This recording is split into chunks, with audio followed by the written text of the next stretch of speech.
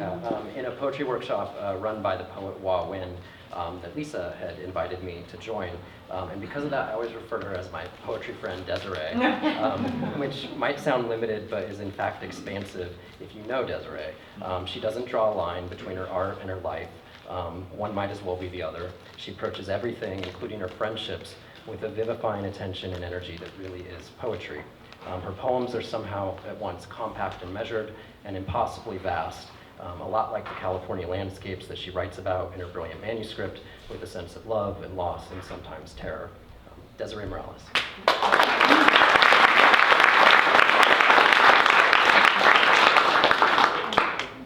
Fuck. I feel like we're all getting beautifully eulogized by Chad tonight. Like none of us had to die for it. That's not morbid. We're all dying. Tell someone you love them. Thank you for inviting me to read and celebrate this beautiful book. I'm going to read some poems. Super bloom. I'm going to ask the desert for a super bloom and the big storms to make it so. It's my own fault, not being enthralled. I've been lying around, far from wild places. Today, a songbook lists everything that has rhythm. Moon, heart. Here is where you must draw a songbird, model cursive for children. I tell everyone about swimming past the breakwater. I'm afraid it's the last time. The desert says you have to want it real bad, but I never wrote the poem about the girl who receives gifts from crows, and I am concerned about lying low under dust. Waking up is sort of violent if you think about it, don't you? I asked the desert to make everything ready, but I didn't really want it anyway. It just made me laugh. Like that time you said, if you can take care of this, I've got everything else, and we both laughed because it sounded like you meant everything, our whole lives, the universe, etc. And if I'm being honest, I wouldn't put it past you. Dream girl. I am driving the old blue truck made of birds through the forest. I am walking through the neighborhood where my ancestors' tears are honeybees. Ask why enough, and the answer to anything becomes beautiful. The female word for warrior means an intractable light. I am making my body into an instrument of light. The female word for weapon means that which commands without violence. I no longer recognize the passive voice. I am making a weapon of my body with my ancestor technology, with my inside-out snake technology. With these instrument of light hands, I put words in my own mouth and carry the story a while.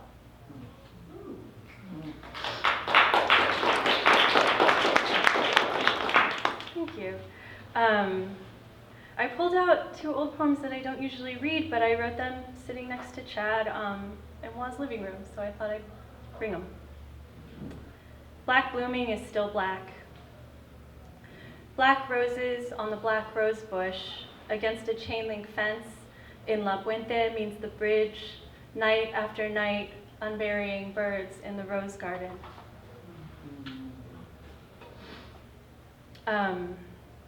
I spent like all of my 20s in the California desert, just way out in the wilderness, which is a great place for your 20s. And looking at this poem again, I turned 40 in 2 weeks, and I'm meeting some friends out in a canyon that doesn't even really have a name, so it was fun to look at this again. Dear desert, the day it rained, lone pine, black mountains, something to star a desert on, our hand-drawn maps. Jawbone Canyon, invisible, quiet, punctuating the lifespan of a desert. Watch the Stark fill with stars in the Antelope Valley, Coachella Valley, in the Bear Valley. A lifetime is so wide. I stood on a cliff, turning a young age, the labyrinth eroded into the mesa. There must have been water here. We could get lost. close to the highway, we could get old inside. I'm also very lucky in that Chad's helped edit a lot of my work, so that's been a huge gift, and it's also always saying if you don't like my poems, it's his fault. A couple of years ago, my friend died, which is sad, but it's also not sad because he was 76 and he died in his sleep surrounded by his dogs, and that's what I wish for everyone here tonight. This poem is called Not Big Enough, for John Fott. I heard your news and thought of late drinks with you and Carmen surrounded by our dogs. How you admitted to buying special dog food for the raccoons that visit your yard. How many lovely people are mostly friends with animals, even wild ones? How you spent years in the jungle recording a language we were losing so the rest of the world could have it. Some men were throwing a ball around, and you learned it had a different name stationary than when it was spinning in the air. The memory so bright, it lit up your face years later, your hand rotating against the sunset to show me. I'm not sad, just greedy. Something, maybe me, is the wrong size for all this beauty. Last night was humid in Austin, Texas. I watched my favorite artists build and topple a mountainscape. Then we said sweet things to each other, and someone made up a song to remind us where we were going to drink beer and laugh around a fire.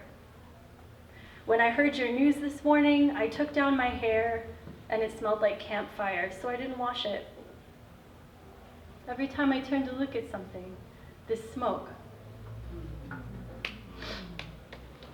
Thank you. This is my last poem. The image at the end is a reference to my favorite Pueblo story, which is the origin story of Stars in the Night Sky.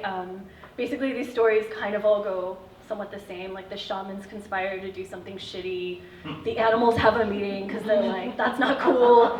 And then they fix it. And so in this case, the shamans figured out how to control the light, and they pulled a curtain over the sun so that it was dark for half the day, and the animals were like, nah.